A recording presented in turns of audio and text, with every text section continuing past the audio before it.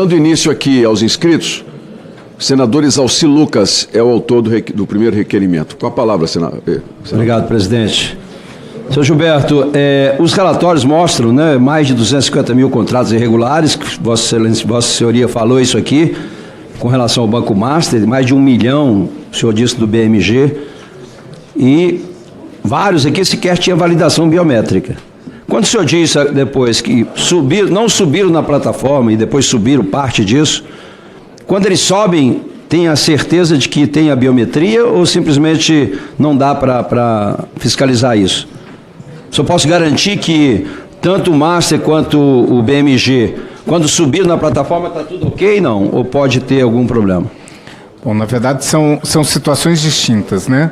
A liberação do crédito para que alguém possa fazer a consulta e a assinatura do contrato, a partir de maio, ele teve a biometria. A gente tem certeza que ninguém foi liberado depois de maio sem a biometria do próprio aposentado e pensionista, liberando aquela margem. Mas esse de 1 milhão que o senhor citou do BMG não dá para dizer, afirmar que está correto, que tem biometria. São situações antigas. O BMG, ele subiu 1 milhão e 100 mil contratos que não tinha subido para a plataforma, e daí ele, inclusive, numa reunião de busca conjunta, a gente verificou alguns casos de irregularidade, e ele acabou devolvendo para os nossos segurados 7 milhões de reais. E não tem como exigir que eles apresentem essa biometria, e senão fica sujeito a cancelamento? Tem. Inclusive, no termo de compromisso que foi feito com o BMG, colocamos uma regra pioneira, que a gente tinha uma questão de portabilidade de crédito ou uma questão de saber se ele estava fazendo empréstimo ou não. Entendi. O BMG, nesse termo de compromisso, ele se comprometeu a ser mais rigoroso,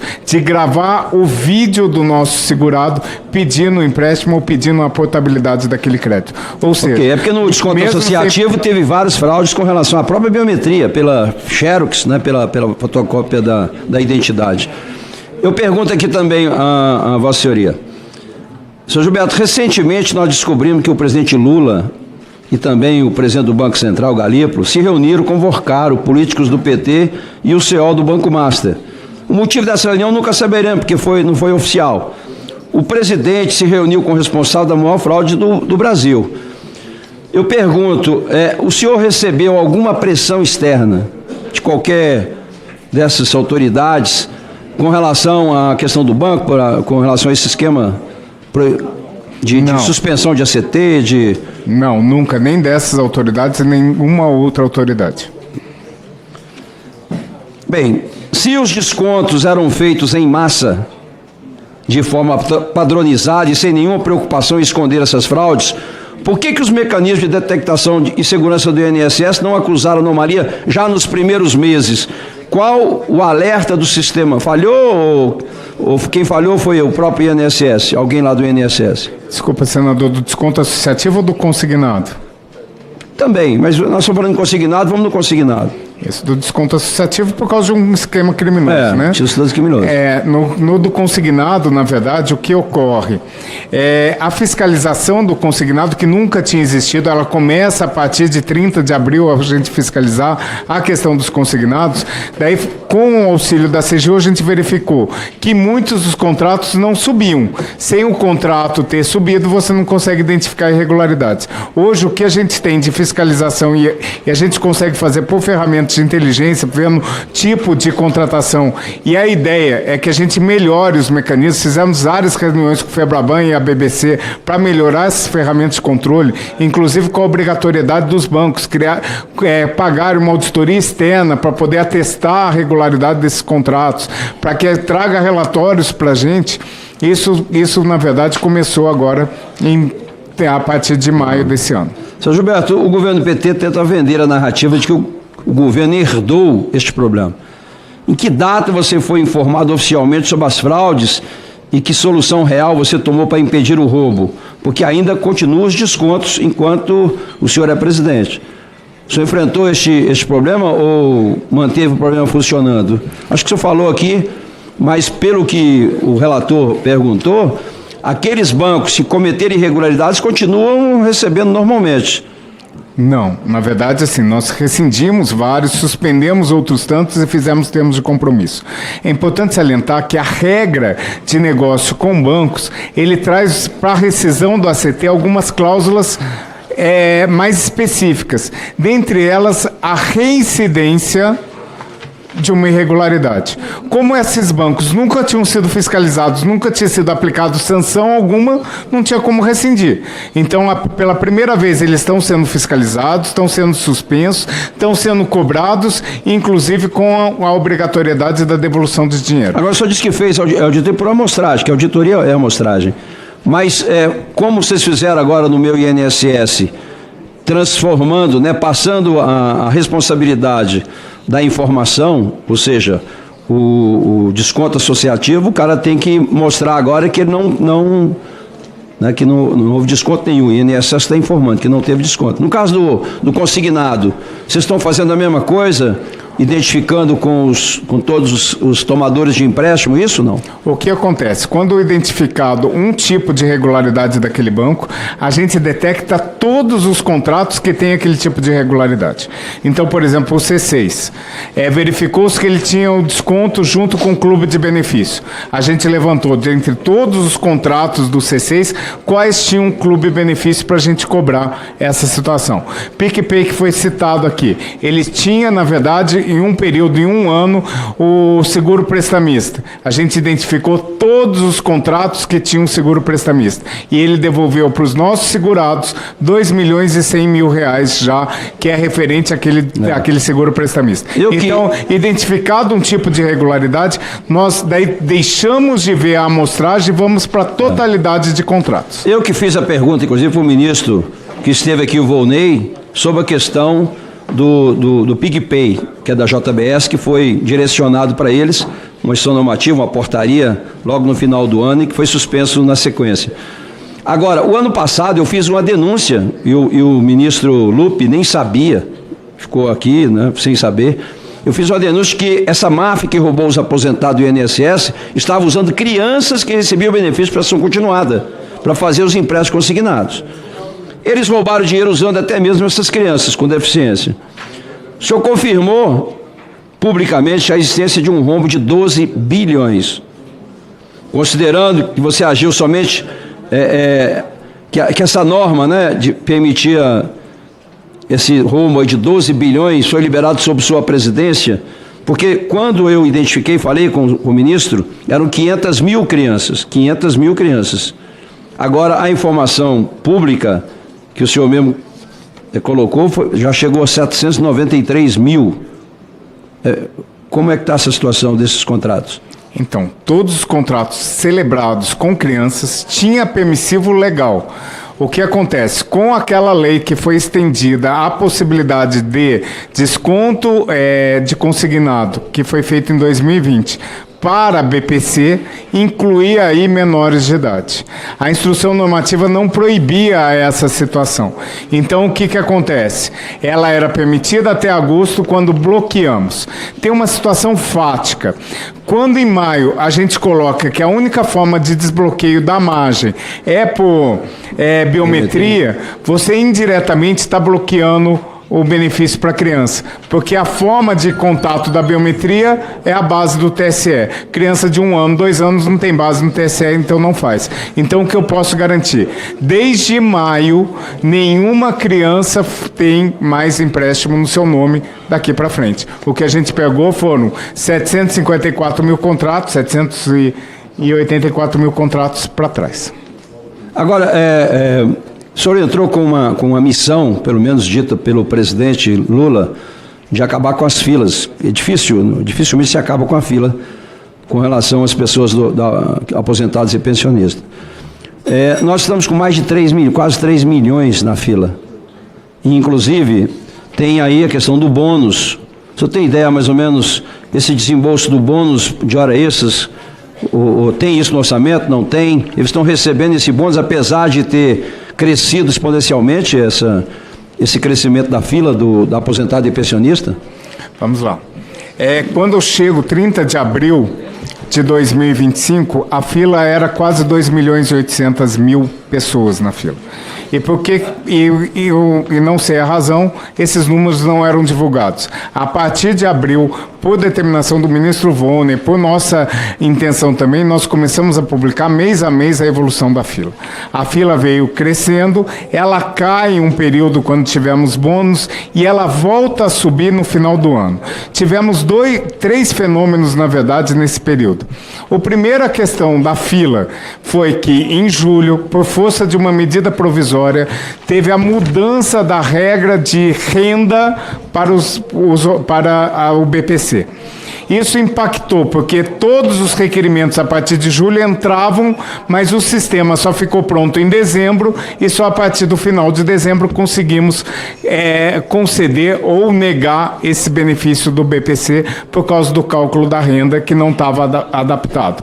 E agora, em janeiro, que a gente ia rodar a fila do BPC, tivemos 2 semanas de paralisação dos sistemas da DataPrev que prejudicaram esse desenvolvimento. Essa foi uma questão. Segunda questão, não tivemos recorde histórico, pico de um mês só de requerimentos de benefícios previdenciários.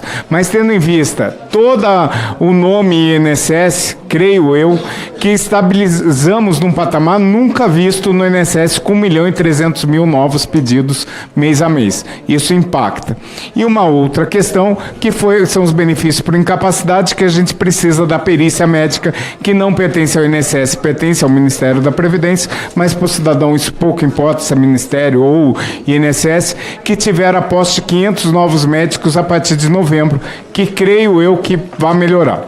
O que a gente tem feito nisso? Isso é um problema, ninguém está satisfeito com essa fila de 3 milhões, incomoda a gestão, incomoda a população, incomoda a gestão do INSS, incomoda os servidores do INSS. Todos nós reunimos e verificamos como criamos um comitê em dezembro para gerenciar fila e mudamos alguma regra. Uma das regras é, o nosso servidor, ele tem direito, como o senhor falou, ao bônus. O bônus já está previsto, já foi previsto na LOA, já foi votado, são 100 milhões de reais para o INSS, 100 milhões de reais para os servidores do Ministério da Perícia Médica. Nós destinamos os nossos 100 milhões de uma forma diferenciada, criando uma fila única, onde aqueles benefícios acima de 45 dias vão para uma fila única e os servidores aptos que queiram fazer o bônus vão pegando os benefícios por ordem de antiguidade. Isso faz com que servidores de regiões que tenham uma maior produtividade ou que tenhamos mais servidores possam fazer processos de outros locais, como, por exemplo, da região sul, poder fazer da região nordeste, onde há uma maior demanda. 7 dias de funcionamento dessa regra. Já conseguimos 183 mil análises. Ou seja, em uma semana, só essa mudança de regra trouxe 183 mil análises. Não estamos contentes com isso, não é a solução. Criamos agora grupos de trabalho específicos para analisar tipos de benefícios que são mais demandados. Pessoas especializadas que estão trabalhando de manhã, à tarde, à noite nesse benefício. Ontem, quando eu saí do INSS às 9 horas da noite, para ter um exemplo, o superintendente de Minas me manda uma foto do grupo de trabalho produzindo, analisando benefícios por incapacidade, incessantemente trabalhando. A nossa tendência é a gente enfrentar a fila e a gente trabalhar com esse número para a gente cumprir a última perguntinha rápida, que só para...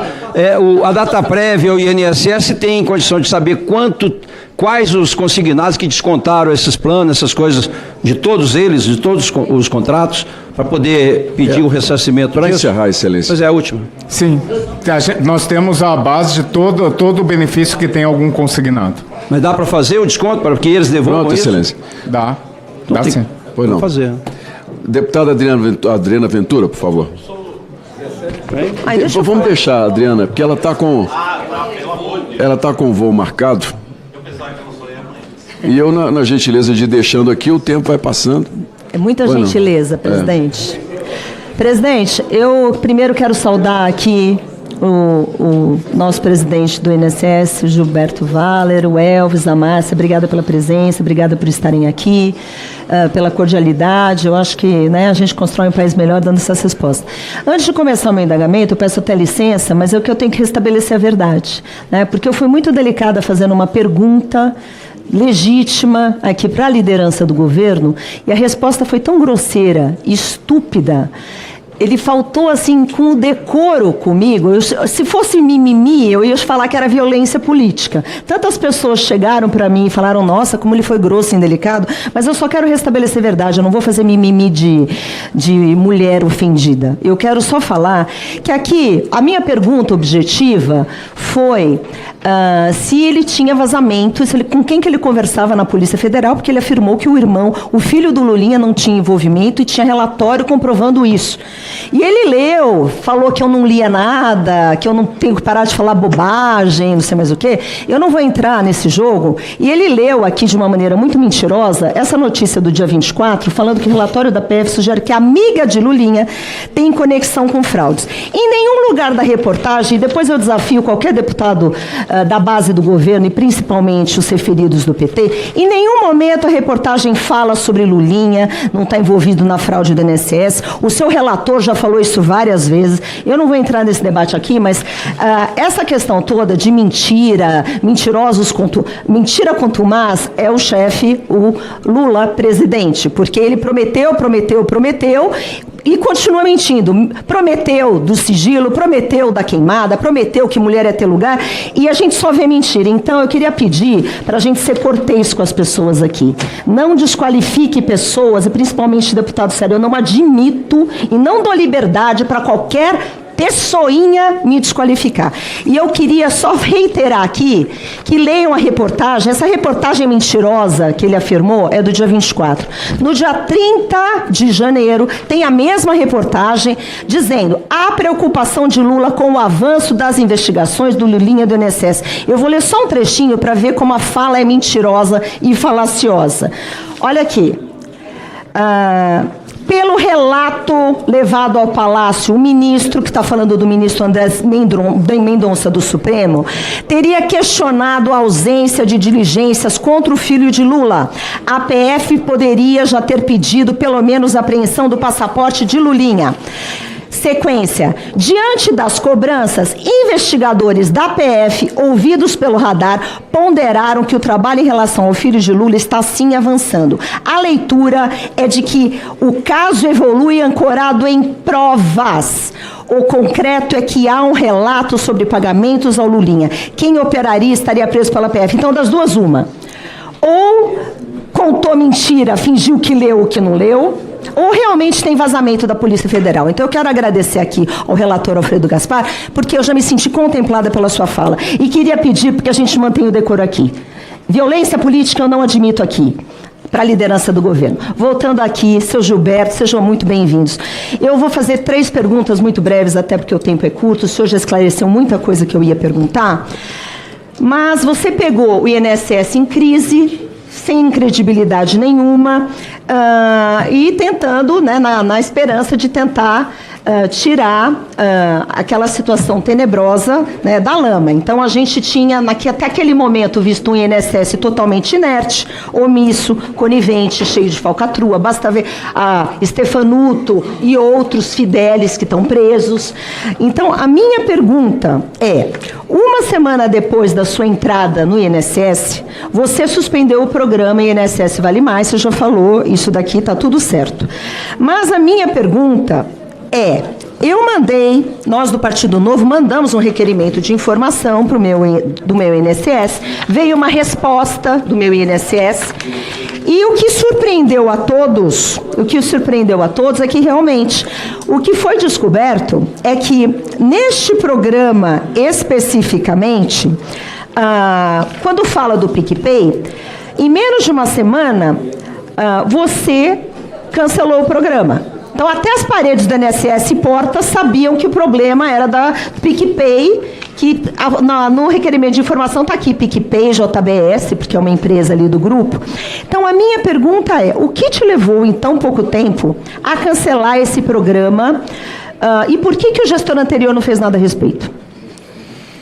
Bom, logo quando eu cheguei, com a missão dada pelo presidente Lula, era para passar um pente fino em tudo que estava sendo descontado no contra-cheque dos nossos aposentados e pensionistas. E esse programa chamou a atenção por não previsão legal. Eu não posso fazer consignação em folha de ninguém se não tiver previsto em lei. Não havia previsão legal. E quando a gente foi pegar os pareceres que sustentavam, ou a justificativa que sustentava o Vale Mais, a justificativa para poder fazer o Vale Mais era que era uma forma de consignado, de crédito consignado. E a forma para não estar atrelado ao teto de 45% é que ele não era um crédito consignado.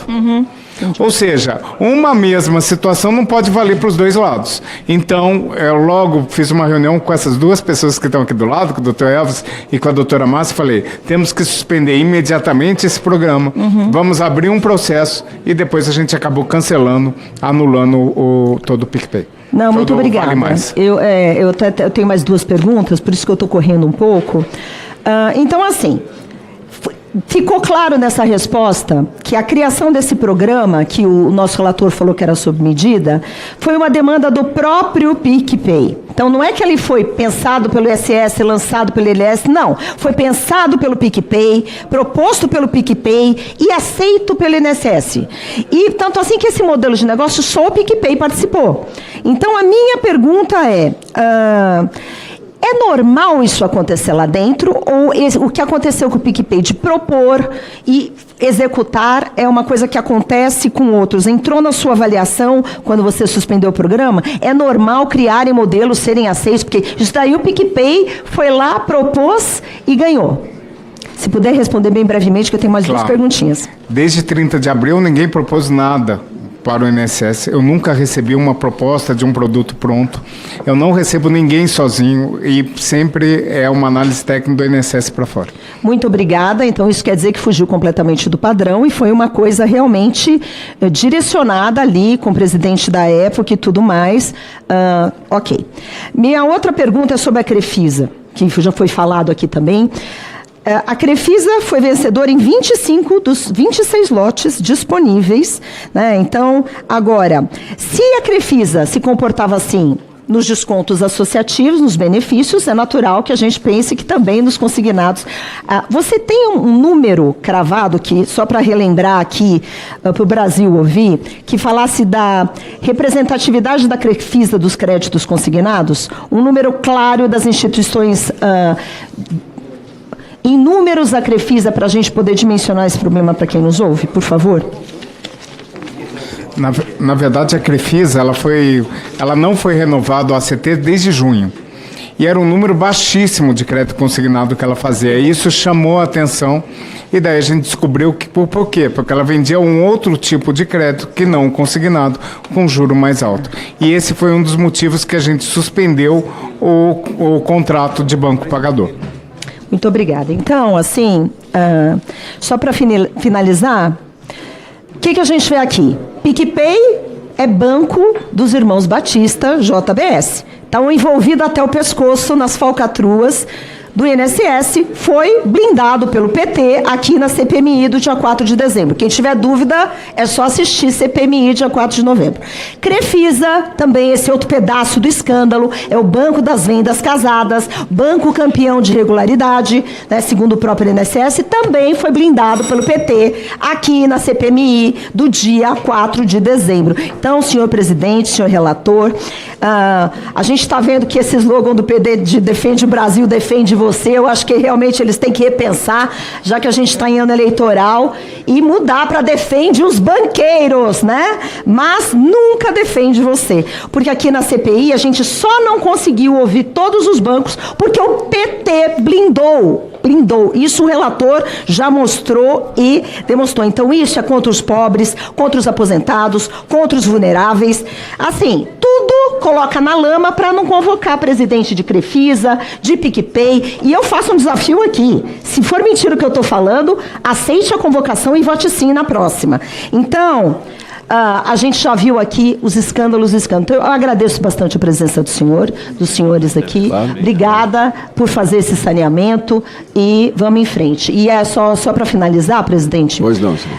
Eu queria até falar aqui, até para falar sobre a fala do relator, aqui Sabe, seu Gilberto, a gente fica muito indignado.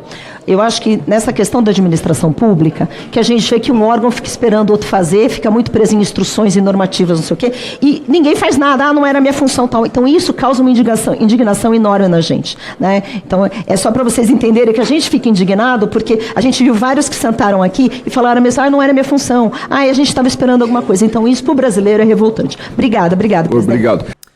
Fala galera da Folha TV, não se esquece de se inscrever aqui no nosso canal para assistir programas como Folha Notícias Manhã, Folha Notícias Noite, o nosso Folha Entrevista e o nosso Barzinho das Meninas. Muitas coisas bacanas a gente acompanha por aqui e a gente precisa muito, muito do apoio de vocês para nosso trabalho jornalístico, investigativo, de curadoria de conteúdo, com vocês ajudando no nosso Pix, folhademocrata@gmail.com, ou mandando superchats, valeu demais, e os recursos financeiros, tornando-se membro do nosso canal, no nosso curso de jornalismo básico, para você ficar muito bem informado a respeito de tudo. Queridos e queridas, muito obrigado pela presença de todos vocês, vida longa e próspera. Cuidem-se, cuidem dos seus, e não esquece de se inscrever aqui na Folha TV. Até mais!